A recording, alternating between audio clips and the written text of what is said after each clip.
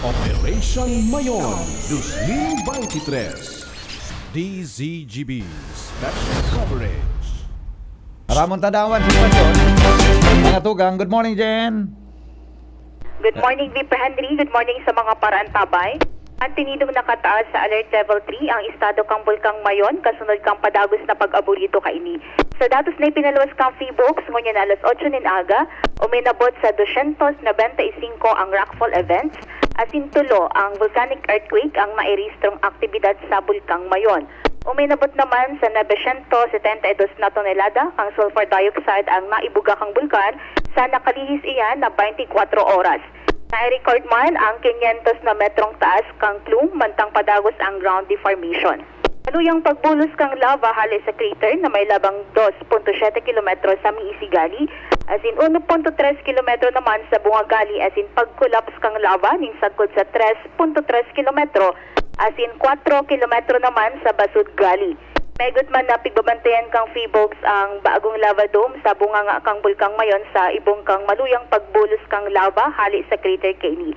Padagos man ang pagirumdum kang Feebox sa publiko na megot na ipinagbabawal ang paglaog sa 6 km permanent danger zone mantang ang mga nasa 7 to 8 km extended danger zone mantiniron ang pagiging handa asin pagsunod sa mga otoridad.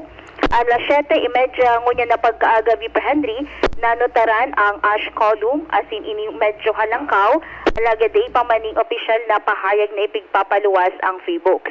Alagad igwa kinagbutwa sa na impormasyon sa Lado Nasyonal, pinahayag ni Mariton Bornas ang pamayokang Feebox Volcano Monitoring asin Eruption Prediction Division.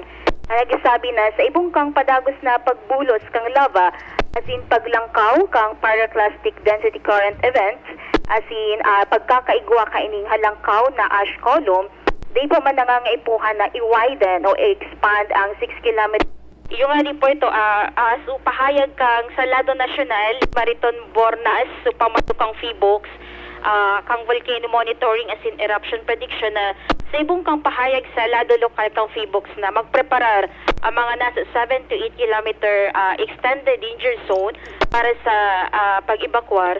Sabi kang Lado Nasyonal, day pa maning kinakaipuhan na i-widen o expand ang 6 kilometer radius permanent danger zone.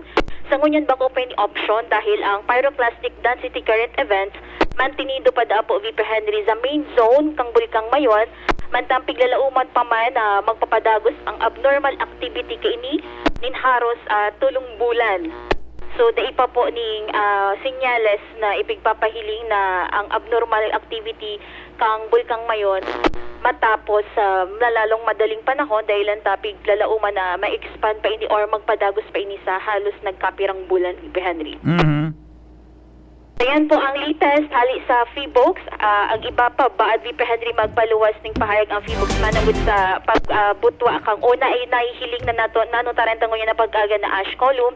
Yan po ang latest hali sa Feebox. Ini po si Jenny Balyaran, Marinaaga. Operation Mayon 2023 DZGB Special Coverage.